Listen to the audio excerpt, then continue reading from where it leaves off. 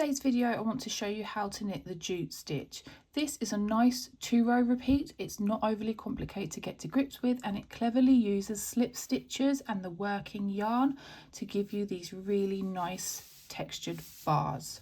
Jute stitch is not a reversible stitch pattern, so if I flip my sample over, you can see that the back looks nothing like the front. In fact, it looks a little bit like a 1x1 rib, so it doesn't look ugly on the back, it just doesn't match the front, which is the case with a lot of stitch patterns. One thing I want to mention from the outset is that jute stitch does have a tendency to really want to curl in at the sides, like this. In my sample here, I've used a 2-stitch selvage and worked in garter stitch, which for most stitch patterns I've found is enough to combat the curl. You can see that with jute stitch, it still wants to curl, and I've deliberately left my sample here unblocked to show you what the issue can be with this stitch. What would probably help to combat it is if you also add a slim garter stitch border top and bottom to anything that you are working, and that should hopefully help to even things out, and then a good block afterwards will obviously flatten everything out for your finished piece. There is no set pattern multiple for jute stitch. All you need to make sure that you do is that you cast on an odd number of stitches. In some written patterns you will see that described as 2 + 1, but they both mean the same thing, so as long as you cast on an odd number of stitches, then this stitch pattern will work. For my tutorial, I'm going to use my preferred method of the long tail cast on, but please feel free to use any cast on method that you prefer.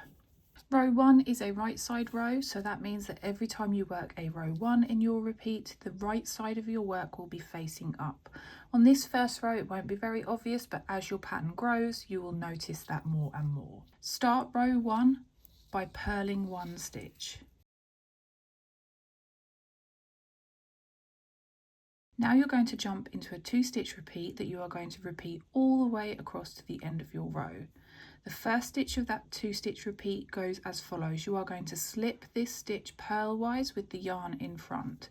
So get your working yarn to the front of your work however you prefer. I just like to hold it with this right hand needle. Pop the needle into your stitch from right through to left, so as if you were going to purl the stitch.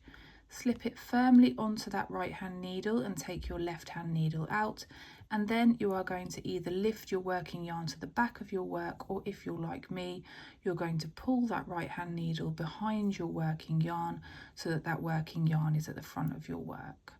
And then the second of that 2-stitch repeat is a purl stitch. So you are then going to purl the next stitch. And you can see by leaving the working yarn at the front of your work, you get that bar that you create across the pattern. So I'll just do that once more for you. The first of the 2 stitches you are going to slip purlwise with the yarn in front.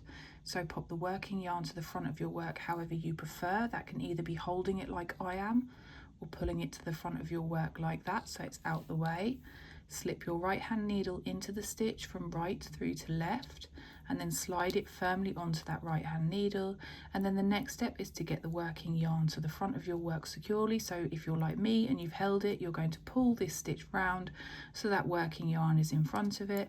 And if you had the working yarn at the front of your work like this, you're going to lift it back through so that it covers that stitch that you've just slipped. And then the second stitch is a purl stitch, and you're going to repeat those 2 stitches all the way across your row to the end of your row, and if you have counted your stitches correctly you should end on a purl 1. Row 2 of our repeat is a wrong side row, so as your project grows you will have the wrong side of your work facing up at you as you work these rows. To start row 2 you want to knit the first stitch. Now you're going to jump into a 2-stitch repeat that you're going to work all the way along your row until the end of the row, and that repeat goes as follows. You are going to purl 1 stitch and then knit 1 stitch, and you're going to repeat that purl 1 knit 1 combination all the way to the end of your row, and if you count your stitches correctly, the final stitch of your row should be a knit 1. You will now go away and repeat these 2 rows as many times as you need for your project to be the size that you want it to be. When it comes to casting off, if you are choosing not to use any sort of border, then you want to make sure that you cast off on a wrong side row in pattern. So that means you are going to cast off during your wrong side row, so your row 2, and you are going to cast off in that knit 1 purl 1 combination. So you will work your 2 stitches along in the same way that you would cast off for any other project.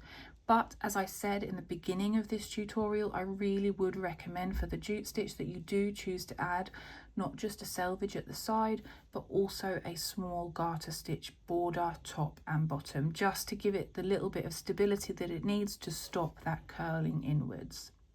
Before I go, just a quick reminder that as always there is a written pattern to accompany this video, and I have left a link to that in both the description and as a pinned comment below. If there are ever any specific stitch patterns you would like me to tackle, then please just comment below and I will do my best to get to them. But for the meantime, I will leave you with another little bit of knitting inspiration, and I'll see you for another video soon.